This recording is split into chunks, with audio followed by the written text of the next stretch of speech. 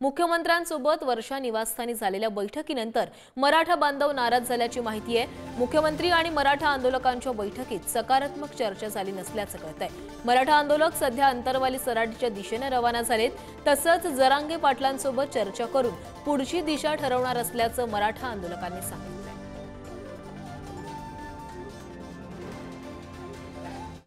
दरम्यान पुण्याहून मुंबईमध्ये धडकलेल्या आंदोलकांशी आमचा संबंध नाही अशी प्रतिक्रिया जरांगे पाटलांनी दिली आहे। तसंच पुण्यातून आलेल्या आंदोलकांना आम्ही पाठवलेले नाही असंही जरांगे पाटील यांनी स्पष्ट केलंय।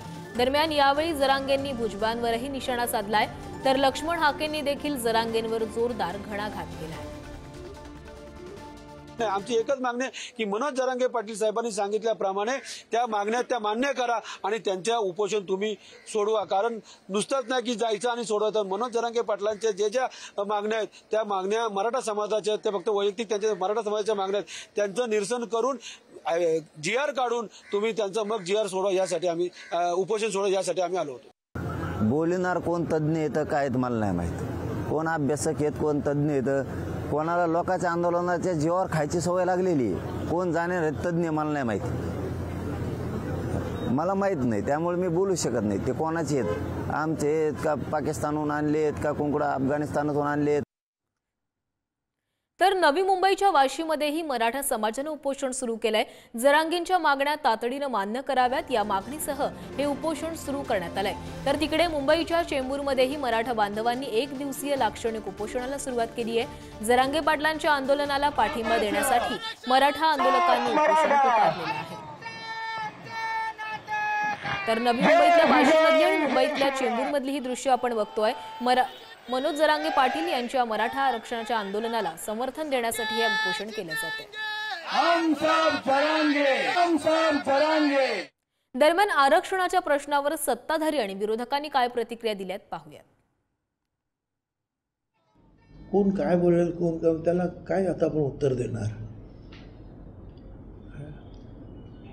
मी त्यांना नाही काही उत्तर देऊ शकत ना। कोणा काही आरोप करतात ते जरांगे पण प्रत्येक कोणा आरोप करतात। मागे म्हणजे की विरोधी पक्षाचे नेते मिटिंगला का नाही गेले, त्यांना रोग भरला का? आता सिनियर नेत्यांच्या बाबतीत रोग भरला का बोलणं कसं काय? हे असं काही बोलतात, त्याच्यात मी काय कोणाला काही कॉमेंट करू इच्छित नाही। मराठा समाजाच्या मागण्या आजपर्यंत ज्या होत्या त्यापैकी बहुतेक मागण्या परिपूर्ण करण्याचा सरकारने प्रयत्न केलेला आहे त्यामध्ये, आणि ओबीसी समाजाच्या आरक्षणाला कुठेही धक्का लागलेला नाही। परंतु हे आंदोलनातल्या काही जण जे वैयक्तिक पातळीवर जाऊन राजकारणाच्या ज्या दिशेने जे बोलायचा प्रयत्न करतात, त्यांना माझी विनंती राहणार आहे, कृपया या आंदोलनाला आंदोलन म्हणून राहू द्या। भाजप आरक्षण विरोधी आहे। भाजप लोकांमध्ये भांडणं लावून मताचं विभाजन करून आपलं राजकीय पोळी शेकण्याचा प्रयत्न करणारेच ही पक्ष आहेत। आणि म्हणून महाराष्ट्रासारख्या शाहू फुले आंबेडकरांच्या महाराष्ट्रामध्ये, छत्रपतीच्या महाराष्ट्रामध्ये या पद्धतीचं धार्मिक तेढ आणि जातीय तेढ निर्माण करण्याचं काम भाजपने केलेलं आहे। दुसऱ्या कुणाच्याही आरक्षणाला जे आज अस्तित्वात आहे त्याला धक्का न लावता कायद्याच्या चौकटीत बसणारं आरक्षण आम्ही दिलेलं आहे। त्यामुळं आता जी काय जरांगे पाटलांची मागणी आहे की हैदराबाद गॅजेट लागू करा, जे आपण सगळे सोयऱ्यांचं ड्राफ्ट नोटिफिकेशन काढलेलं आहे ते लागू करा, त्या बाबतीतली कारवाई करायचे आदेश सीएम साहेबांनी दिलेले आहेत।